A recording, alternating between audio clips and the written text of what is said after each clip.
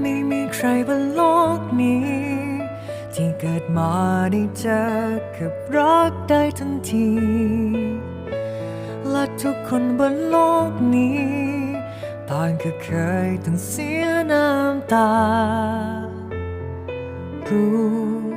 ว่าเธอกลัวแค่ไหนฉันก็กลัวไม่ต่างจากเธอเท่าไรรู้ว่ามันเสี่ยงแค่ไหนถ้าต้องทำตามเสียงหัวใจเธอเชื่อไหม